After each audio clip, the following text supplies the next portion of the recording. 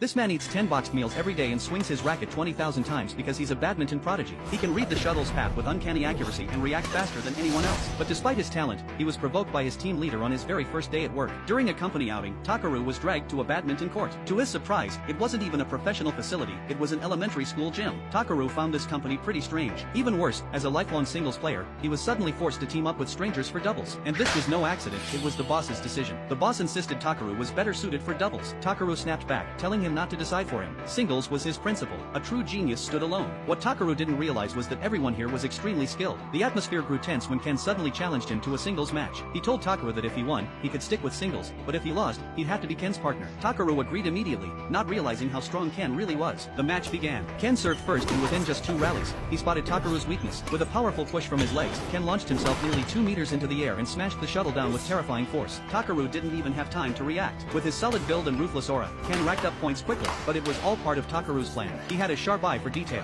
Once he studied his opponent's skills, his mind could simulate the shuttle's possible paths.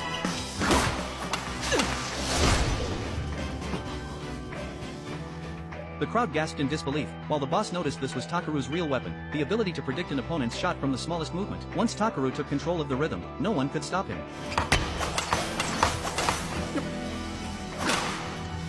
After a few rallies, Takaru overtook Ken on the scoreboard. That's when the real match began. Ken changed tactics. Just when Takaru expected a straight shot, Ken switched at the very last millisecond and sliced the shuttle crosscourt. His reaction time was nearly superhuman, barely a tenth of a millisecond. He broke through Takaru's defenses. Takaru's style was a double-edged sword, perfect for singles when it worked, but with deadly flaws. And doubles was the only format that could cover those weaknesses. That was why the boss wanted him in doubles in the first place. Takaru had tried doubles before, but during one match his partner was injured because of him. Ever since, whenever a high shot came his way, he froze up, too afraid to leap and smash.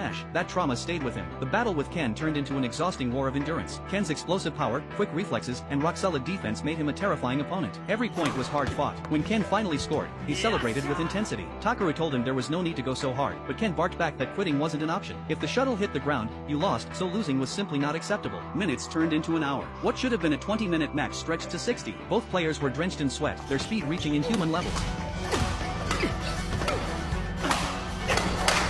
The spectators watched, transfixed, not knowing when the match would finally end. To Takaru and Ken, the shuttle wasn't just a shuttle, it was a live grenade. Letting it hit the ground was unthinkable. At the crucial moment, Takaru lost focus. The shuttle soared directly above Ken, who leapt and delivered a brutal smash to finish the match. It was a spectacular move. Takaru couldn't believe he had lost, and to Ken, a 33-year-old doubles specialist. But right after the win, Ken collapsed to the ground, his body overwhelmed by the brutal rally. He was so exhausted he nearly threw up. Takaru told him not to vomit right there, but Ken told Takaru to go ahead and puke too. Takaru didn't understand what he meant. Ken, though, could tell from the match that deep down, Takaru actually liked doubles. Takaru told him to stop talking nonsense, but